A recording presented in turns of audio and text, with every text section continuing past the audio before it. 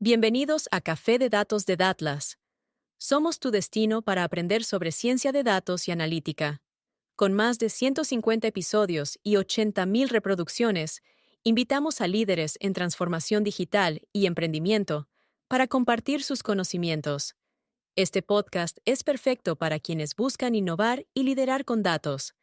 Acompáñanos y descubre cómo los datos pueden impulsar tu éxito, porque los datos van mejor con café. Bienvenido a Café de Datos, el podcast de la empresa de analítica de datos Datlas, en donde cada semana traemos nuevos invitados, nuevas historias para contarte un poco de cómo la transformación digital no solamente impacta en las profesiones, sino también en las vidas de la persona. Y justamente por eso, el día de hoy invitamos a Javier Vallejo, que no solamente es mi primo, sino es un gran colega y ha sido justamente culpable de muchos de los desvelos de César y yo, tanto en esta bonita ciudad de Monterrey y también en Madrid. Ahorita explicaremos por qué. Antes que ello, te quiero agradecer por escucharnos el día de hoy. Si estás aún no suscrito, por favor, te lo agradecemos y déjanos algunos comentarios para esto. Cualquier mensaje, relación o red social de nuestro invitado, recuerden que va a estar aquí en la descripción. Así que vamos a hablar un poco de la semblanza del buen Javier. Javier Vallejo es egresado de la carrera de Ingeniería en Robótica en México, obteniendo una beca por excelencia académica. Su trayectoria académica dio un giro significativo al participar en un programa de intercambio internacional que lo permitió cursar los 2 últimos años de su ingeniería, ¿en dónde más? En Japón, obteniendo así la doble titulación. Ahora, durante su estancia en el país de Japón, continuó su formación con una maestría en la misma Universidad Tecnológica, especializándose en la teleoperación de robots de rescate. Su principal aspiración profesional era trabajar en Japón, objetivo que persiguió activamente a través del riguroso proceso de búsqueda de empleo conocido como Chukatsu. Paralelamente a su carrera en la ingeniería, Javier ha desarrollado una faceta como DJ, explorando su pasión por la música electrónica en el contexto de la escena japonesa. Además, comparte sus experiencias y conocimientos a través de la creación del contenido en plataformas digitales, donde es mejor conocido como Jabo-kun, brindando una perspectiva única en la vida y el trabajo en Japón para una audiencia global. Estimado Javier, qué gusto tenerte aquí, ¿cómo estás? Muchas gracias Pedro, muchas gracias. Me encuentro muy bien. Una visita corta aquí a México porque me tengo que regresar a Japón, pero feliz de que me hayan invitado. La verdad es un honor estar en el podcast de mi primo, del socio César. Entonces vamos a darle. Claro que sí, estamos en Café de Datos y tenemos una pregunta tradicional. Cuando César y yo estábamos diseñando este programa, siempre nos gusta conocer de la persona a través de sus intereses. Y si te pudieras tomar un café, que ya nos dijiste que no tomas café, entonces hay que cambiarlo a agua, sake, vodka, tamarindo, lo que nos guste. Pero si te pudieras tomar algo con algún personaje de la historia, ¿con quién sería y qué le preguntarías? Fíjate que modelos así en los que yo tenga alguna aspiración de conocerlos casi no tengo role models. Quizás el modelo más grande de mi vida en realidad va a sonar cursi, pero es mi papá, por el trabajo. Entonces yo creo que me sentaría con mi papá a platicar qué ha sido de su vida, cómo fue su infancia, cosas que normalmente no platicas con tus papás. Yo creo que él sería una buena persona donde quiero sacarle muchos datos, muchos tips de cómo formó una familia, cómo nos formó a nosotros para poder emprender y para poder hacer nuestros sueños realidad, que es algo que me marcó la vida. Es increíble, ¿verdad? Los papás tienen mucha influencia. Saludos a nuestros papás, en especial en esta ocasión a mi padrino también, ¿verdad? El tío Gerardo. Y justamente, ¿no? La familia es una catapulta que de muchas maneras, si a veces uno se quiebra la cabeza haciendo una empresa porque tiene que hacer productos y tiene que hacer que funcione, pues ahora imagínate siendo una familia que tengas que hacer que funcione y que cada quien pueda cumplir lo que sueña. Qué bonita reflexión. ¿Hay algo que creas que particularmente compartes como interés con tu papá? No sé si la música, el deporte o algo en particular. ¿La afición a los Tigres? No sé. Sí, la afición a los Tigres. Arriba los Tigres. Somos de Monterrey, México. Entonces sí, nos encanta el fútbol. Desde pequeño mi papá me llevaba a jugar fútbol, pero también fíjate que por la música, había sábados, domingos donde todavía no íbamos a 15 años o todavía no salíamos tanto con amigos, que nos la pasábamos en casa. Mi papá tenía su equipo de audio, tenía ahí sus componentes, sus woofer, y la verdad es que ponía música muy buena, ponía canciones de disco. Claro. Ajá, de los 80s. que sonaban muy, muy bien. Entonces, desde ahí yo creo que tuve un interés por la música que se está culminando hasta ahora en mi vida profesional en Japón. No, buenísimo. Y creo que este episodio puede ser dividido en dos facetas. Mira, Javier, a quien nos escucha el día de hoy probablemente vea una historia de empatía escuchándote. ¿Por qué? Porque muchos de nosotros, bueno, nos preparamos profesionalmente pensando que el norte verdadero de nuestra carrera profesional es lo que a veces nos va a definir toda la vida. Pero en el camino, muchas veces descubrimos cosas que no sabíamos y aprendemos cosas que tenemos que desaprender. Entonces, de alguna manera, quiero darle esa tónica a este episodio. Y para ello, déjame dar un antecedente, ¿no? Digo, desde chicos nos conocemos, evidentemente junto con Marcelo, Andrea, Paulina, mi tía Nanis, exacto, sí. Tus hermanos, mi tía Nanis, etcétera. Pero en conjunto, digo, lo que puedo caracterizar es que siempre ha sido una persona muy aplicada, muy desarrollada y muy resiliente a los objetivos que quiere cometer, ¿no? Entonces, sin duda alguna, me voy a saltar esa parte que es muy importante, pero que me quiero brincar en la parte de tu carrera profesional, porque ahí es donde entonces el episodio puede ir tomando sentido hacia la parte de Japón, que también es muy relevante. Entonces, cuéntanos un poquito esas aventuras de Japón. ¿Qué te motivó a ir? O sea, ¿cuándo fue la primera vez que escuchaste Japón? ¿Y qué te llamó la atención? Japón creo que ha estado presente desde muy pequeño, pero sí la palabra Japón cuando me sonó duro en mi cabeza fue cuando entré a estudiar a la universidad en México. Yo entré a estudiar robótica y en el primer día justamente nos hicieron una plática de todas las posibilidades que teníamos para estudiar en el extranjero. Intercambios principalmente. Intercambios de 6 a 1 año. 6 meses a 1 año. Entonces escuché el de Francia, escuché el de Alemania, escuché distintos países europeos, también algunos en Estados Unidos, pero también había uno de Japón. Y el de Japón era un intercambio especial, que era de doble titulación. Entonces, en este intercambio, tú la mitad de tu carrera la haces en México y la segunda mitad en Japón. Y dije, Japón. Y lo primero que nos dijeron es, van a tener que estudiar todos los días 3 horas antes de irse a Japón, porque allá las clases que van a tomar son full japonés. Nada de inglés, nada de otro idioma, puro japonés. Y yo, que me percibía como una persona muy buena en las matemáticas, pero muy malo en cuanto al inglés, en cuanto a los idiomas, se me hacía un reto gigante. Pero vi como Japón una ventana, porque en los meses anteriores se me había cerrado una puerta muy grande. Uh-huh. Yo en realidad iba a entrar al TEC de Monterrey. Claro. Como comentabas, me iba bien en las clases, entonces tenía buenas becas, tenía buenas posibilidades de ahorrar mucho dinero a mis papás, pero el problema es que hice todo un proceso gigante y no apliqué a la beca, no me metí al sitio web y no leí clic a aplicar beca, y con la persona que estaba trabajando nunca me dijo ese paso, entonces fue un rollo, no les quiero hacer cuento largo. Fui a hablar con los de arriba del TEC y me dijo una persona, mira Javier, cuando se te cierra una puerta se abre una ventana. Entonces yo dije, no, pues este vato no tiene empatía conmigo, está bien. Y ya me fui al UDEM. Uh-huh. ¿Por qué al UDEM? Porque tengo 2 hermanas más. Claro. Que ya iban a estudiar en el UDEM. Entonces en el UDEM, si tienes 3 hermanos, te dan beca de 3 hermanos. Entonces mi papá me trataba de convencer, no, es que vete al UDEM, va a ser mejor para todo. Y dije, está bien, ya, vamos al UDEM, está bien. Fui al UDEM, la verdad no estaba la carrera que yo más quería. ¿Cuál era la carrera que más querías? Yo quería, no era robótica en sí, sino era electrónica como tal. Lo entiendo. Y en el UDEM lo combinan un poquito con robótica. Sí. Y en el TEC sí había una más así específica. Entonces, entré al UDEM y pasó eso en el primer día. Vi Japón y dije, a lo mejor esta es la ventana que se refería a este compadre. Y lo vi así como una posibilidad de intentar algo nuevo en mi vida. Oye, está muy interesante. La verdad es que muchísimas veces el don de estudiar es algo que hoy en día pues nos ayuda a tomar un norte. Son 4 años o un poquito más de tu vida que vas a estar conociendo gente, que vas a estar expuesto a conocimiento y sobre todo que nuestro cerebro de alguna u otra manera es como una esponja, y el hecho de que hayas tenido que revirar pero con la actitud positiva y siempre buscando esa ventana, creo que está muy interesante, Javier. Exactamente.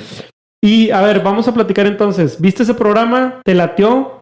¿Te aventaste las 3 horas diarias para aprender japonés? Sí. Correcto. Diario, el japonés tiene 3 alfabetos. Tiene el kanji, que son los caracteres que se prestaron del chino. Tienen el hiragana y el katakana, que son la manera en que los kanjis fonéticamente suenan. Entonces, si no puedes escribir cosas muy complicadas, los escribes con unas cosas más simplificadas. Y son esos 3 alfabetos que tú tienes que aprender sí o sí, y además la gramática y el vocabulario. No, bueno. Que todo es distinto. O sea, no es como aprender inglés cuando sabes español, que televisión es television en inglés. Acá no. Acá es un poquito más complicado. Es una palabra más distinta, ¿no? Entonces, fue como reestructurar algo totalmente nuevo en mi cabeza que no existía. Fue dar pauta a tener las clases tanto de ingeniería que tenía en la UDEM como las clases de japonés. Todos los días también había muchas tareas, había muchos exámenes. Fue un reto bastante grande, pero que seguro puedo decir cuando llegué a Japón valió bastante la pena. Y una pregunta fuera del guión, pero ¿sueñas en japonés?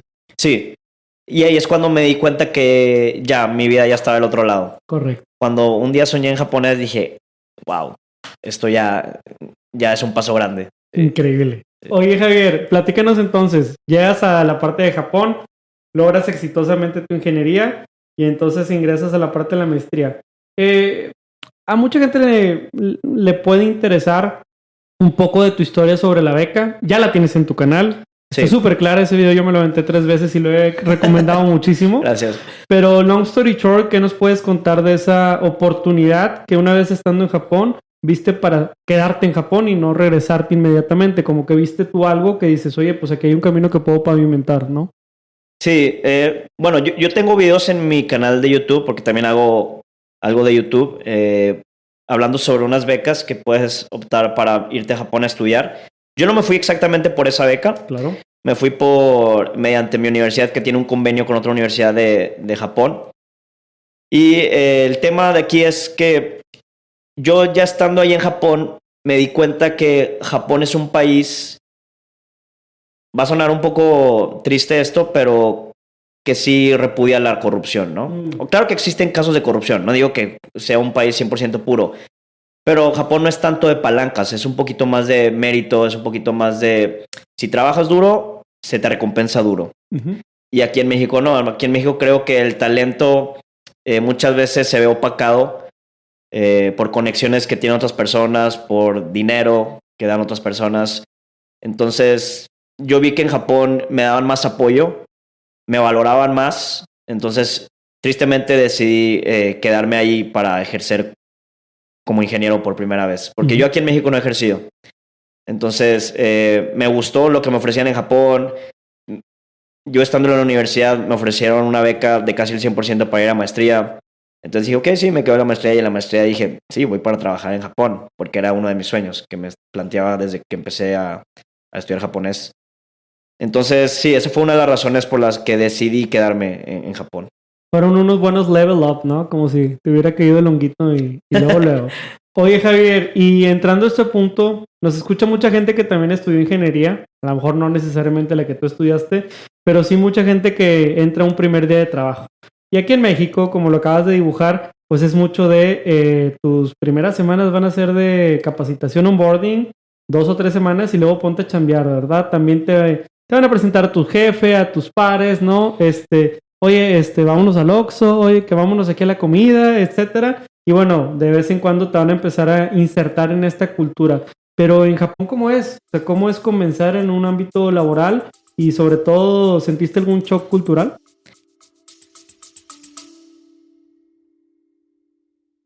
Explora los Retos Academy 2025. Impulsa tu carrera con los cursos más completos en analítica y gestión. Storytelling con datos usando Power BI.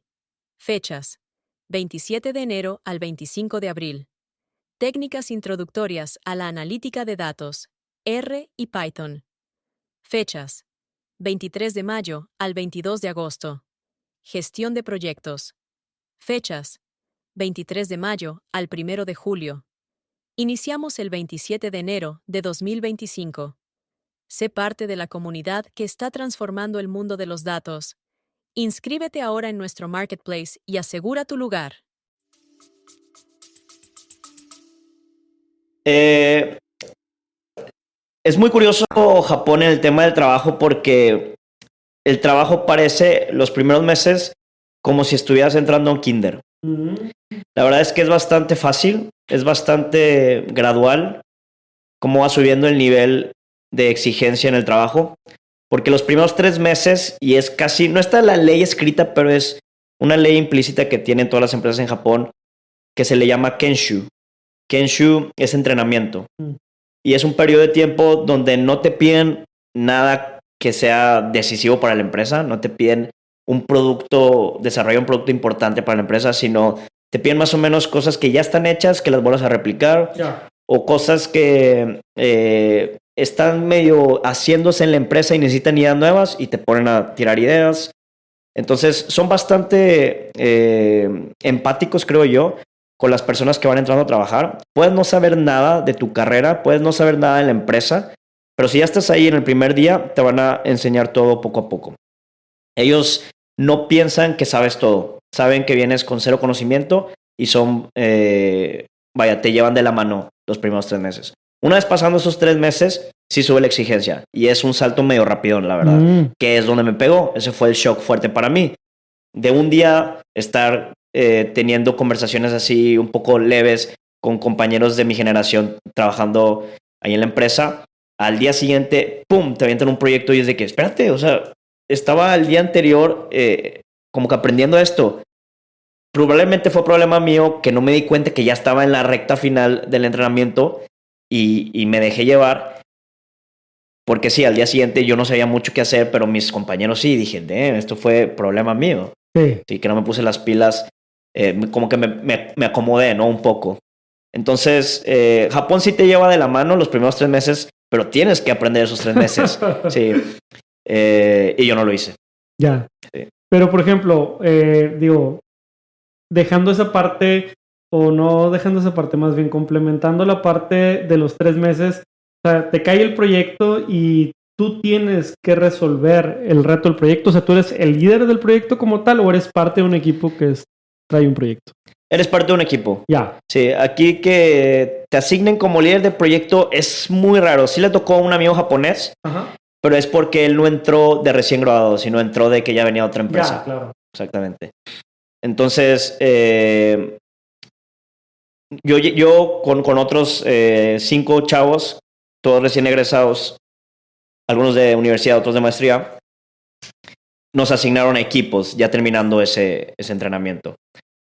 Y Japón es un país donde prioriza muchísimo el equipo más que el individual. Claro. Entonces, los trabajos muchas veces va a ser de estar reportando a tus amigos, a tus compañeros, a tus colegas, y luego de ahí te vas al primer jefe, y luego el primer jefe se va al segundo jefe. Priorizan mucho la jerarquía y también el trabajo en equipo. Sí. Sí, digo, es una cultura que desde lejos la ves demasiado colectiva, ¿no? Exactamente. Y evidentemente cuando estás en un trabajo y hay que, como quien dice en México, le llaman pagar piso, ¿no? Que es ese tema de ir primero pues tomando esos trabajos que a lo mejor no entusiasma tanto, pero luego ir subiendo. Ahora también hay un límite, ¿no? Porque de cierta manera el tema de sentirse escuchado, premiado y sobre todo influir en las decisiones es algo importante, pero déjame regresar a un lado más optimista, que es la parte que originalmente te llevó a Japón, que es el mundo de la ingeniería, el mundo de la electrónica y el mundo de la robótica. Tú hiciste trabajos padrísimos, inclusive en algún momento vi tus proyectos de microcontroladores, etcétera. ¿Qué onda? ¿Cuál fue el que más te emocionó o cuál fue uno del que te sientas súper orgulloso que al menos estuviste involucrado? Puede ser de tu maestría o de tu trabajo. Mira, de la maestría te lo puedo decir rápido. Fue un proyecto que hicimos para robots de rescate.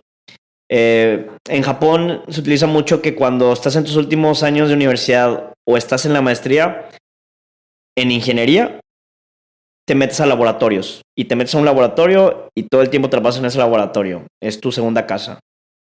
Y ahí trabajamos en distintos proyectos, pero el que yo trabajé con más dedicación fue uno de teleoperar un robot de rescate. Entonces, nosotros hicimos un wearable device junto con un senpai mexicano que se llama Alejandro, tocayo tuyo, y otros compañeros, donde mediante tu brazo podías mover el brazo de un robot de rescate. Wow. Y esos robots se utilizan mucho en Japón porque no sé si sabes que en Japón es un país Tsunamis. Sí, propenso a muchísimos desastres naturales, ya sean tsunamis, terremotos.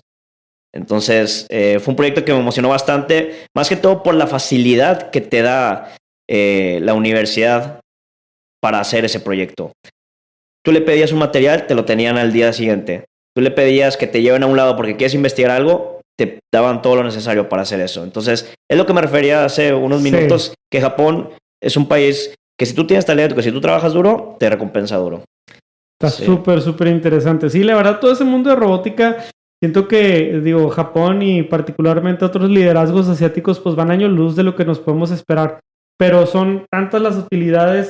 Creo que aquí, justamente en el TEC, tuvimos un colega en Atlas del TEC de un programa de sistemas inteligentes que también nos contaba aventuras como las que me estás diciendo y si son suficientes cálculos, y ojalá que el día de mañana eso esté como más normal. Ahora hay un evento en Las Vegas que se llama el CES, Consumer Electronic Show, y justamente como los protagonistas ahorita fueron todos estos robots, pero me da mucha risa porque no son humanoides, son más como mascotas, ¿sabes? Entonces los ponen al lado, tienen un LiDAR, ¿no? Tienen una caja de carga.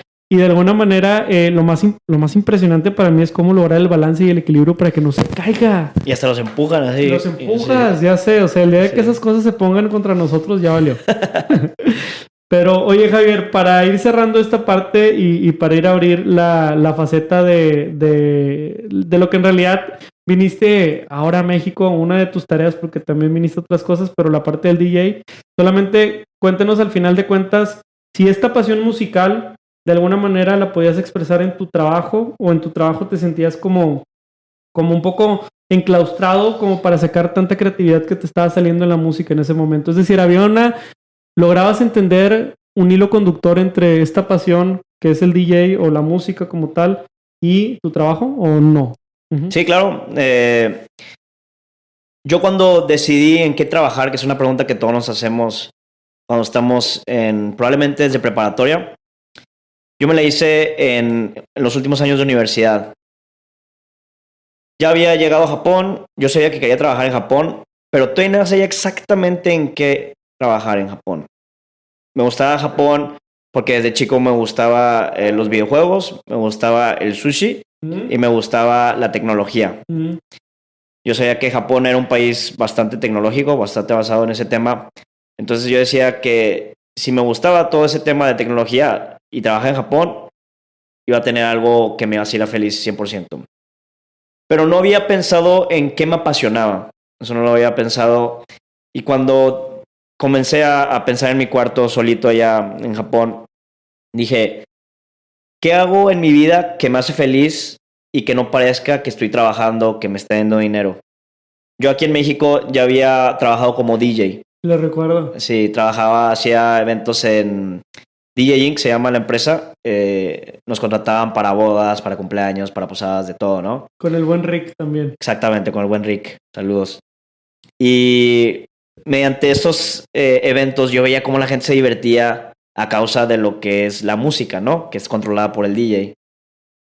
Entonces yo me puse a pensar, oye, pues cuando estoy siendo DJ, estoy utilizando un equipo electrónico que lo hicieron ingenieros, lo diseñaron ingenieros.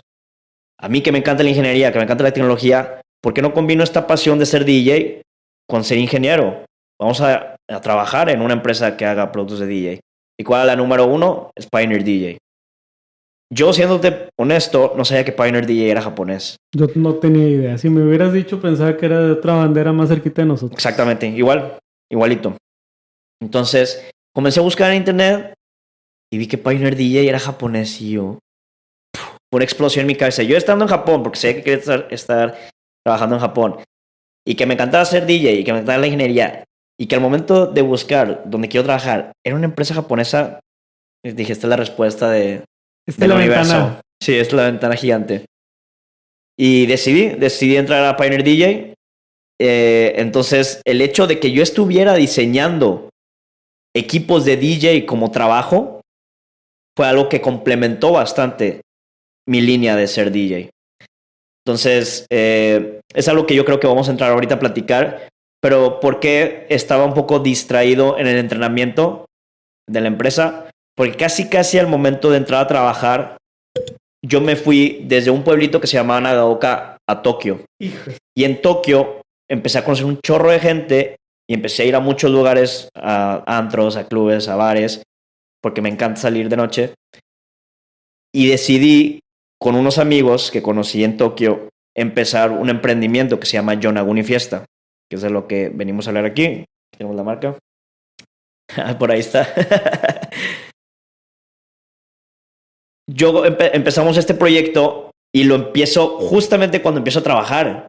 Entonces, todos mis compañeros japoneses que acaban de entrar a trabajar a Pioneer DJ están súper metidos en su trabajo de empresario, o sea, de empleados. Pero yo tengo mi trabajo de empleado, siendo el único extranjero en Pioneer DJ. El único extranjero en Pioneer DJ. Y también teniendo este emprendimiento al mismo tiempo. Entonces, mis horas de sueño obviamente se vieron reducidas, pero también mi enfoque, quieras o no, en la empresa de Pioneer DJ se vio bajo. Traía las dos líneas y me gustaba llevar esas dos líneas tanto de trabajo como DJ, ¿no? Pero sí hubo un momento donde ya dije, o sea, ya no estoy durmiendo lo suficiente, ya no estoy dándole el kilo acá tanto como acá. Fue una decisión que tuve que tomar, que yo creo que es lo que podemos hablar de ahora en adelante. Estamos de regreso en Café de Datos. Y el día de hoy estamos platicando con Javier Vallejo, mejor conocido como Jabokun. Estamos justamente escuchando su historia de cómo a través de la ingeniería logró llegar a Japón, principalmente por un trabajo, pero más tarde pues tuvo la intriga y la inquietud de seguir sus pasiones. Nos está contando Javier de justamente cómo esta pasión ha sido la música, y la música particularmente a través de un producto musical, de un emprendimiento que se llama Yonaguni Fiesta. Entonces regresamos al episodio para escuchar más de esta historia. Javier, sabemos entonces de la pasión por la música. Cuando hablas de música, se te ponen llorosos los ojos, igual que cuando yo hablo de los Tigres. Exacto. Entonces, platícanos un poco. ¿Cuándo te surgió esta idea? Me voy a regresar un poquito antes de llegar a la Yonaguni, pero ¿cuándo te surgió justamente esta idea de la parte de ser DJ? Y ojo, cuando uno dice DJ siempre pensamos en la música electrónica, pero lo que tú haces es un poco diferente. Entonces yo creo que precises. Yo sé que DJ Jabokun no necesariamente es solo música electrónica, sino más bien otro estilo. Entonces cuéntame qué géneros empezaste a experimentar. O sea, te lo digo porque, no sé, voy a contar una anécdota personal, pero cuando uno empieza a hacer algo así nuevo, en mi caso, no sé, senderismo, pues empiezas primero repitiendo las montañas que todos conocen y empezando por lo básico. Pero llega un punto en el que, ¿sabes qué? El día de hoy yo no voy a seguir la ruta de alguien más. Ahora voy a hacer mi propia ruta. Y luego, ¿sabes qué? Yo no voy a hacer así como le hizo, ahora voy a llevar mi propio equipo, etcétera. Entonces, a donde quiero llegar contigo, Javier, es que cuéntanos ese proceso de experimentación que te fue llegando a la inspiración de hoy, de justamente la Yonaguni Fiesta. Claro que sí. Nosotros, como Yonaguni Fiesta, hacemos fiestas latinas en Japón, que son música latina que no sonaba en Japón. Música latina moderna que no sonaba en Japón. ¿Cómo llegué aquí?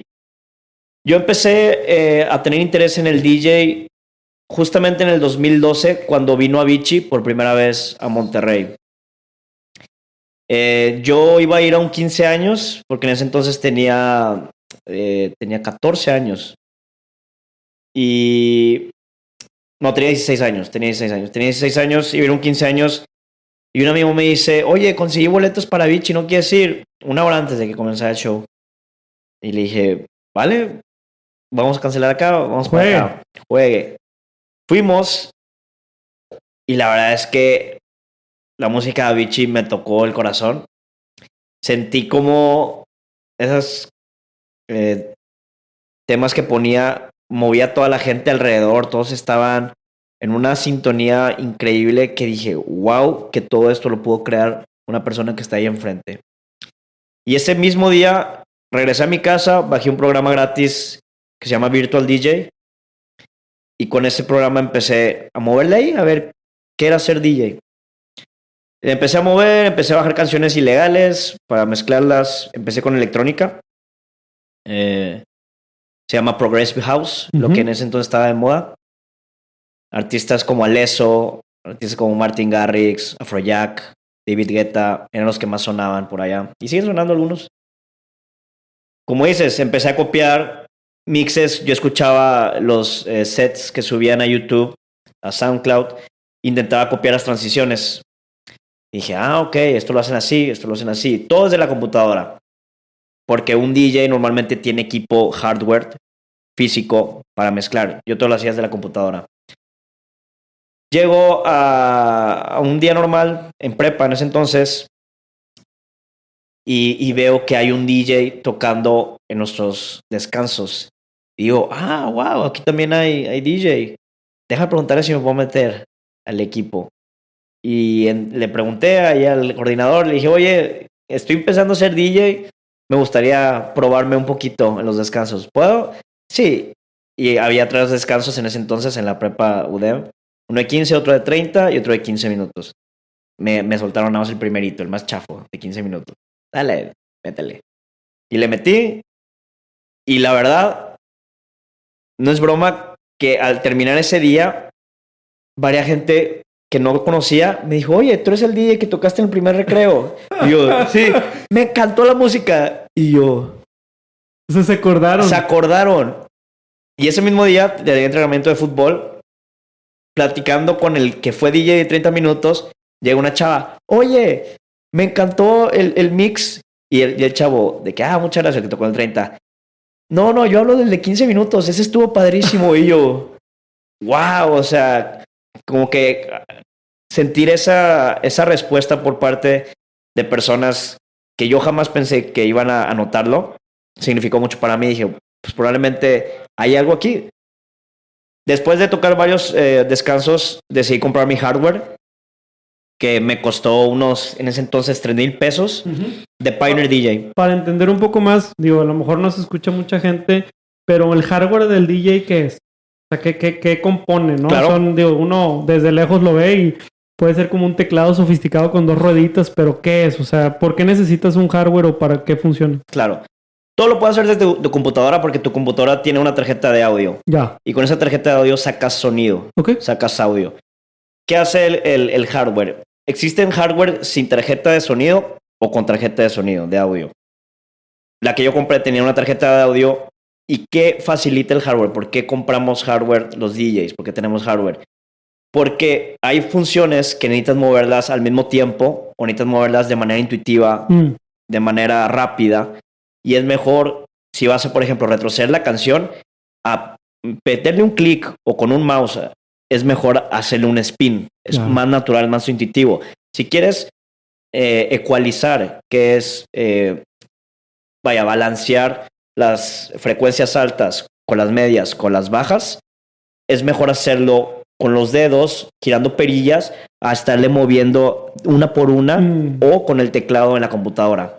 Entonces, ¿de qué se compone el hardware del DJ? Son 3 partes, básicamente, que en realidad de esas 3 partes 2 son iguales, porque una es para mezclar la canción que está reproduciéndose con la siguiente canción que viene para mezclar. Entonces, tienes lo que se llama deck, uno derecho, uno izquierdo.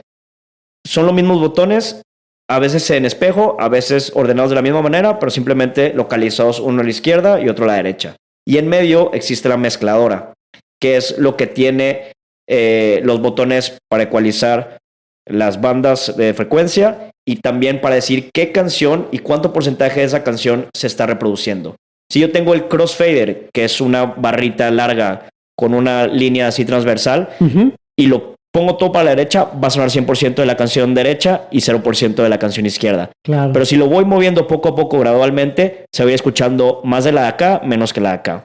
Entonces, eso es el hardware del DJ. No, completamente es, o sea, es más que necesario. O sea, desde el punto de vista, digo, voy a usar de una manera simplista una idea, pero es como, no sé, trabajar con una pantalla o trabajar con 3 o 4, pues te sientes más productivo y sientes más capacidades de hacer cosas, y en esto, pues obviamente con tu consola te sientes mucho más como pez en el agua. Y luego compraste este hardware, controlador, sí. ese controlador, Sí. ¿Y luego qué hiciste?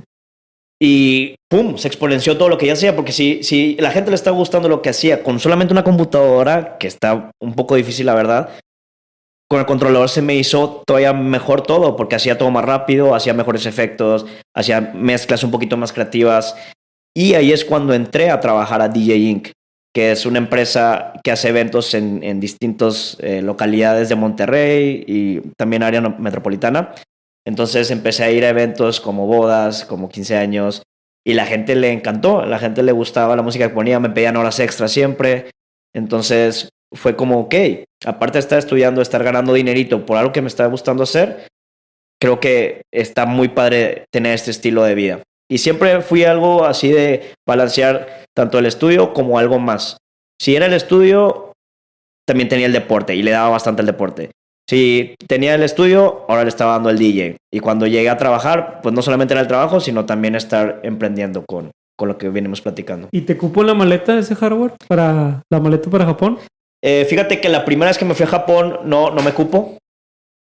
Tuvo que venir otro amigo en la siguiente generación que viene de estudiantes a traérmela, porque cuando vas de México a Japón, normalmente Aeroméxico, no me patrocina ni nada, pero Aeroméxico te permite 2 maletas y este amigo llevaba nada más una maleta. Entonces, en la otra maleta hicimos un case, mi papá se encargó de hacerme el case, me apoyó muchísimo a cumplir este sueño de mi papá, donde metimos el hardware, el controlador, y mi amigo se lo llevó, simplemente lo depositó en el avión, me lo dio ahí en Japón y empezamos a darle en Japón con DJ. Oye, qué genial, ¿no? Es como si a un mago le hubieras devuelto la varita mágica, ¿no? Que ahora sí.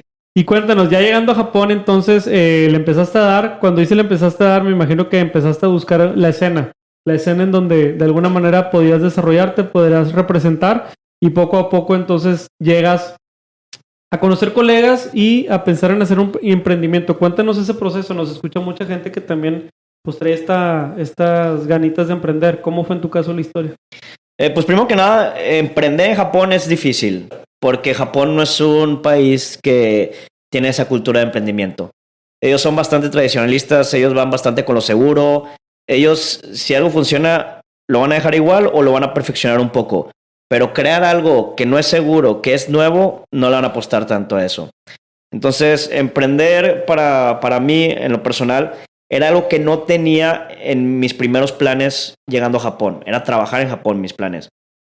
Pero yo cuando ya estoy estudiando en Japón, en la universidad, en el 2018, de alguna manera se corre el rumor de que yo era DJ en México. Y un chavo me dice, oye, yo estoy tocando en un club, en el único club que existe del pueblo, yo estoy tocando ahí, ¿no quisieras venirte para acá? Y yo, jale, claro que sí. Llego a ese club y le digo, oye, pues nada más va a ser esto de que yo toque. No, es que aquí no les pagamos a los DJs. Y yo, ¿cómo que no les pagan a los DJs? Ajá, ¿cómo te voy a trabajar gratis? No, es que aquí te estamos pagando con fama, no sé qué, no sé qué. Entonces, sí, ahí tenía totalmente otra idea, pero dije, bueno, o sea, ya estoy aquí. Estoy estudiando, ajá, no busco ingresos y la verdad sí necesito foguearme un poco en Japón para en el futuro, si existe algo, pues seguir dándole a ser DJ, porque me gustaba, como pasión, como hobby. Entonces, ya, estamos en esos eventos. La verdad es que sí vienen bastante mexicanos, porque somos muchos mexicanos estudiando ahí en Japón, increíblemente. Van a unos eventos, nos la pasamos muy padre, pero era un pueblito pequeño. Estoy hablando de, el evento eran máximo 150 personas, y de esas 150 personas, unas 40 eran mexicanos. Ah, ¿no? bueno, sí. De ahí les digo que llego a México, perdón, a Tokio, y empiezo a hacer conexiones, y es cuando encuentro a un colombiano y a un argentino que se llama Harry Franco. Y Harry... Saludos. Sí, saludos, tú los conoces. Harry conoce a mucha gente de los clubes porque él trabajaba en hacer media, en hacer marketing para los distintos clubes, nightclubs en Japón. Y Franco, él se dedicaba desde hace mucho tiempo en e-commerce. Entonces le sabía cómo crear un producto en internet, cómo venderlo, cómo publicitarlo, todo eso. Y yo era el DJ. Entonces fue como un triángulo que se formó muy, muy bueno, donde teníamos ya todos los elementos necesarios para hacer un evento privado, vaya, a nuestros méritos, y lo lanzamos al público. Lo lanzamos en un minibar de 50 personas. No me digas. Muy, muy rústico, la verdad, la promoción. Fue nada más un video grabado así, hey, mi gente, vamos a estar aquí en este bar, vamos a poner música latina, de lo nuevo, el reggaetón, Bad Bunny, bla, bla, bla. Vengan. Y la gente vino y se llenó. Vimos potencial ahí y quisimos darle todavía un poquito más. Entonces fue como comenzó esto de Yonaguni Fiesta en los clubes de Tokio, Japón. Oye, bastante orgánico, la verdad, porque normalmente, a ver, ¿cuántos no intentamos un día agarrar una guitarra y ahí grabarte un video, mandarlo a algún programa de tele a ver si te ponen, ¿verdad? Es decir, en algún momento el desarrollo de la fama, sobre todo en la escena musical, es compleja. Claro. Es compleja y sobre todo siendo extranjeros en otros países no me lo puedo imaginar. Pero entonces esta analogía con el emprendimiento, déjame la llevo a que normalmente cuando emprendes te recomiendan empezar por un MVP.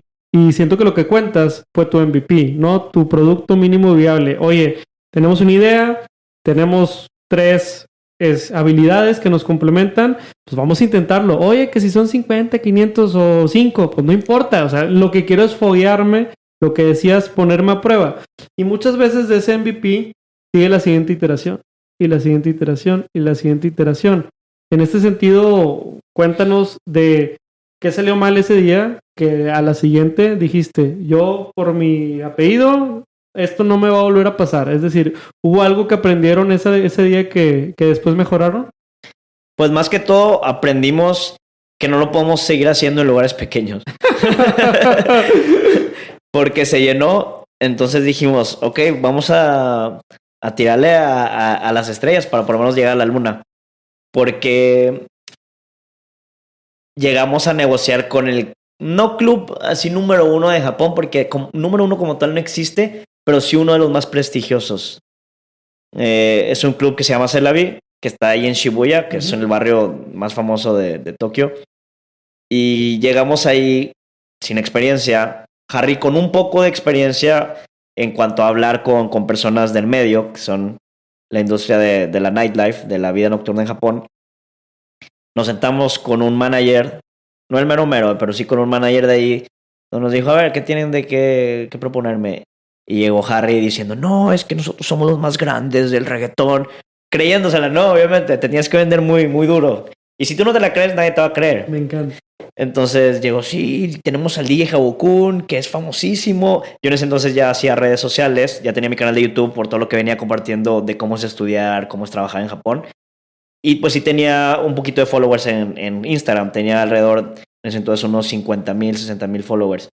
Y llegó diciendo, sí, que tenemos a este DJ famoso y además Franco, que él es el mejor vendiendo productos en internet, no sé qué, no sé qué. Y no la creyeron. Bien. No la creyeron. Bien. Entonces, ya las siguientes 3 semanas de publicidad del evento, lo lanzamos en uno de los clubes más prestigiosos de Japón. Y ahí fue el salto que dimos para ahora sí consolidarnos como fiesta latina en Japón. Wow, es una gran historia. Y otra vez, es un emprendimiento hecho y derecho porque esa fase que mencionas, acá nos las enseñan en los libros como el pitch. El momento de la verdad. A lo mejor no fue un elevator pitch porque el club tenía un piso, pero sí fue un pitch.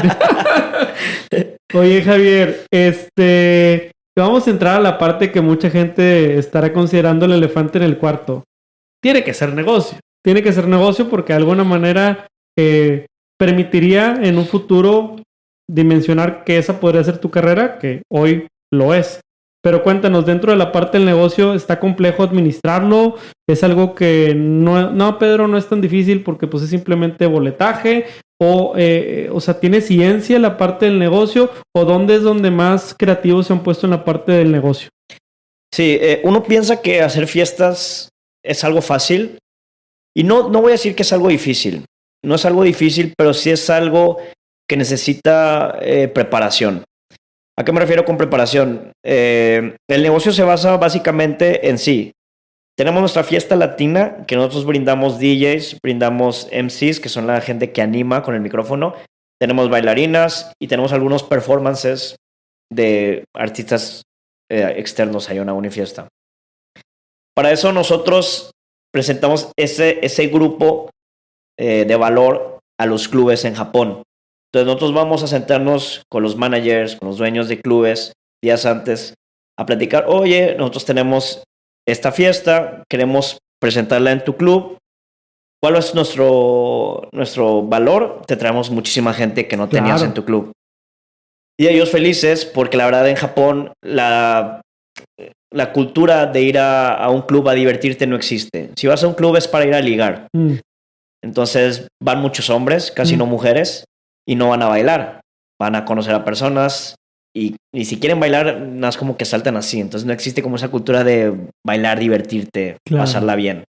Más latino como tal, ¿no? Es un lugar, la verdad, o sea, suena mal, pero es un lugar donde van gente con intereses de ligar o de ponerse muy, muy, muy borracho porque tiene problemas en el trabajo, bla, bla. No es muy bien visto en Japón ir al antro. Y no digo que también en Monterrey, pero en Monterrey sí lo vemos un poquito más relajado. Sí. De divertirte. Entonces, nosotros cambiamos esa perspectiva y es lo que le decimos a los clubes. Vamos a traerte lo que es una fiesta verdadera a tu club. La gente se la va a divertir, la gente va a consumir, que obviamente le importa eso al club, que consuman, que gasten en alcohol. Y empezamos así. Empieza a ver ese diálogo, empieza a ver qué es lo más importante, hacer el deal. Porque no tenemos un deal como tal para un club, sino vamos negociando dependiendo de dónde está el club, de cuánta gente maneja normalmente si no estamos nosotros, de cuáles son los precios de sus VIPs, cuáles son los precios de entrada. A partir de eso, nosotros hacemos un proceso de discusión entre los socios. Ok, vamos a tirarles esta oferta. Se las tiramos, negociamos, a veces ellos nos tiran primero. Claro. Pero es lógico, ¿no? Es lógico, exactamente. Y de ahí, ¿cómo nos manejamos? Yo pensaba que simplemente empezando esto con mis redes sociales era suficiente para que la gente lo conozca, porque me sigue gente latina que tiene interés en Japón. Y cuando empezamos las primeras fiestas, sí había muchas personas que me reconocían, decían, oye, Okun, vamos a darnos una foto, bla, bla. Yo pensaba que siempre iba a ser así, que la gente que iba era mucho por redes sociales. Entonces yo les decía a mis socios, sí, también fortalezcan sus redes sociales porque sí vamos a traer mucha gente, bla, bla. Yo no veía el potencial en tirar ads en Facebook y en Instagram. Pero sí hubo un punto donde empezamos a crecer bastante, que ya había estadounidenses, que ya había gente europea, que ya ni siquiera eran latinos, pero sabían de ir a una unifiesta. Wow. Entonces dijimos, si queremos mantener esta clientela, tenemos que seguir tirando ads. Porque a veces Halloween se te va a vender sí o sí, es un evento que todos quieren salir de fiesta. Pero un fin de semana normal, había veces que no se nos llenaba tanto. Entonces dijimos, ok, vamos a invertir bien en advertising. Entonces, tenemos que crear videos. Eso es lo que te iba a decir. Platicaste de muchos elementos del evento, pero déjame felicitarte por tus after videos que están increíbles. Gracias. Eso me motivó a mí, además de conocerte, pero obviamente en el Oh My Club en Madrid, que nos tocó coincidir, el after videos fue increíble. Sí, estuvo muy padre. Empezamos a invertir en eso, en gente profesional que venía a tirar videos a nuestras fiestas y con esos videos los utilizamos para promocionar siguientes eventos. Empezamos a contratar más staff, más variado, porque ya hacíamos eventos al mismo día en distintas ubicaciones. Ay, pues, ¿en cuáles ubicaciones? Si quieres, no te pongas tímido. Sé que lo han hecho en varios países. Cuéntanos en cuáles ubicaciones. Empezamos en Japón. Nuestro segundo país fue Corea del Sur. Luego de ahí nos fuimos a Taiwán. Ya estamos también en Singapur. Hemos estado en Tailandia. Estamos teniendo muchos eventos en Bali, en Indonesia. Hemos intentado ir a Europa. Empezamos con España, en Madrid. Luego le dimos a Barcelona. También hemos hecho en Alemania. Vamos a empezar ahora en República Checa. Vamos a estar también en Polonia. Vamos a estar en China por primera vez. ¡Wow! Y bueno, ¿por qué estoy aquí en México? Porque comenzamos a tener el mercado latino aquí en México, en Monterrey. Felicidades, perfecto. Gracias. Y en Estados Unidos también. Estados Unidos, por favor, uno de los mercados más importantes. Claro. Perfecto. Con esto en tema, vamos a ir a las últimas preguntas del episodio. Si quieren seguir como quiera escuchando un poco más de la historia de Javier, pues tienen obviamente todo su vida japonesa documentada en grandes videos. Y además no solo tú, sino tu red hace muy bonitos videos, ¿no? Me refiero a todos los colegas que en algún momento, aparecen en tus videos. Yo a veces los sigo o me voy a las ligas y suben cosas impresionantes. Sí, todos son excelentes creadores de contenido y gente muy, muy positiva. Entonces, regresando a la analogía con el emprendimiento, porque este es un gran emprendimiento, Muchas veces cuando estamos, Javier, y ya tuvimos nuestra primera venta, le flojeamos al marketing, nos da codo. ¿Por qué debería estar invirtiendo si pues ya con esto ya llego a la quincena? O sea, oye, no, pues es que olvídate. Y tú no sigues poniéndote en el anaquel, alguien más se va a poner. O sea, ahorita la atención es verdaderamente la moneda de cambio por la que todos estamos peleando. Y ustedes ya tienen una maquinaria que me dices que empezaron a entender. Y una vez un amigo que también se dedica a temas de redes me lo dijo, es que ya le entendí la maquinaria. O sea, ya entendí que si meto $100, tarde que temprano me van a regresar 300, por decir algo. ¿Ustedes tienen algo así? Es decir, analizan, revisan algún dato para ustedes que sea relevante. Fíjate que no tenemos así como tal un analista de datos en nuestra empresa. Creo que deberíamos contratar a Atlas. Pero sí nos hemos puesto a ver el rate cuando publicitamos y cuando no publicitamos tanto en un evento. Claro. Y como dices, o sea, cuando entiendes un poquito cómo funciona el negocio, hay veces que te da codo que no quieres invertir tanto en publicidad, pero le inviertes unos $1,000 y la verdad es que de revenue te viene bastante más de regreso. Entonces, yo como personalmente podría decir que no tengo la mente de emprendedor desde hace tiempo atrás. Yo pensaba que el invertir en marketing no era tan necesario. Hoy en día puedo decir que estuve muy equivocado y voy a estar equivocado en muchas otras cosas que salen con esto del ser emprendedor, pero no podemos tener miedo en invertir a dar a conocer tu marca. Creo que es algo muy importante porque, como tú dijiste, la moneda es la atención. El hecho de que estés presentes en redes sociales importantes te hace una empresa, moderna, amigable con el cliente. También tenemos lo que es sacar videos reels en Instagram que son de momentos de la fiesta, no tan editados, que uno pensaría que un video superproducido va a traer muchas vistas, y nos dimos cuenta que a veces no, que a veces la gente quiere ver algo crudo, quiere ver algo auténtico. Exactamente, auténtico, de cómo es una fiesta latina en Japón, al país que van a ir a visitar.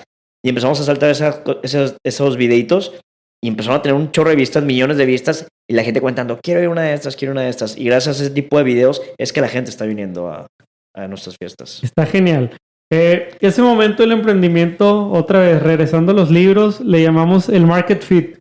You find it, ¿no? O sea, sí. Encontraron el market fit, pero lo encontraron a base de retos, a base de reinvertirse un par de veces.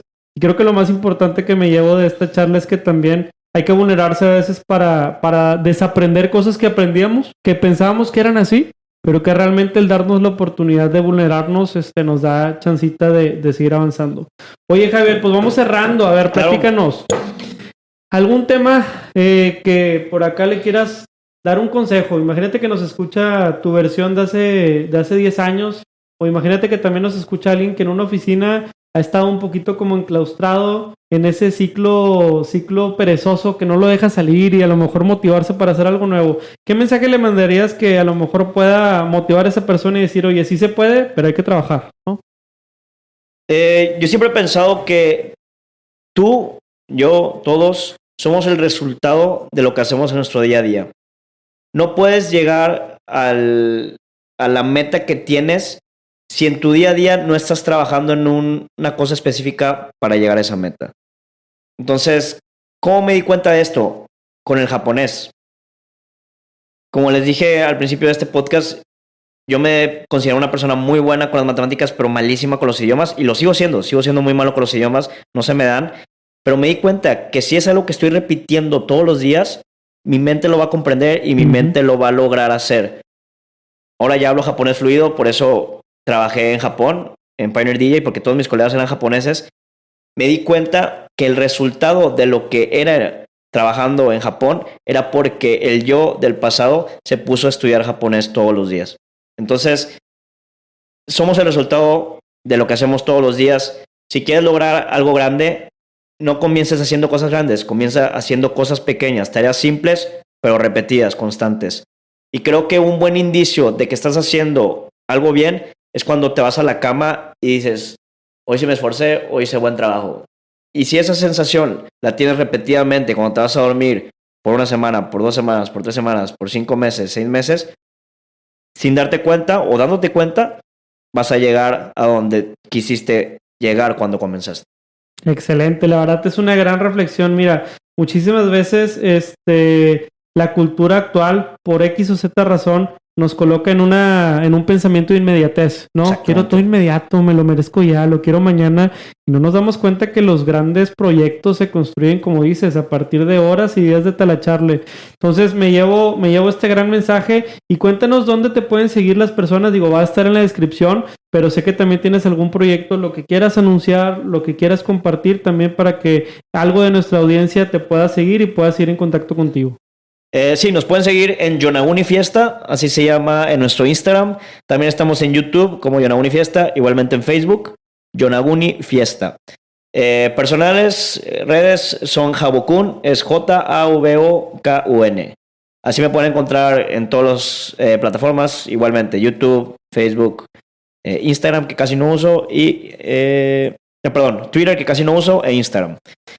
Igual si tienen alguna inquietud en querer conocer Japón, pueden visitar ahí mi canal personal, ahí les cuento cosas de Japón. Y si ya decidieron ir a Japón, no duden en ir a una de esas fiestas. Ahí conocen bastante gente japonesa, conocen gente de todos lados del mundo que les gusta la música latina y se la pasan muy bien. Yo creo que Pedro les puede decir. Bastante. Entonces, ahí los esperamos en Japón y bueno, también en otros países asiáticos o cuando ya empecemos a crecer un poquito más, en su país, donde sea. Perfecto. Pues muchas gracias, Javier, por estar aquí. Saludos a todas nuestras familias que seguramente lo van a escuchar. A César, que está aquí en producción cuidándonos las espaldas. Y a todos ustedes, porque recuerden que la música latina y el DJ y los datos van mejor con café. Hasta la próxima. Nos vemos. Gracias por escuchar Café de Datos de Datlas. Recuerda que puedes explorar más contenidos en nuestro blog Datlas y descubrir otros episodios de nuestro podcast. Nos encanta tenerte con nosotros. Hasta la próxima y sigue disfrutando de tu café con datos.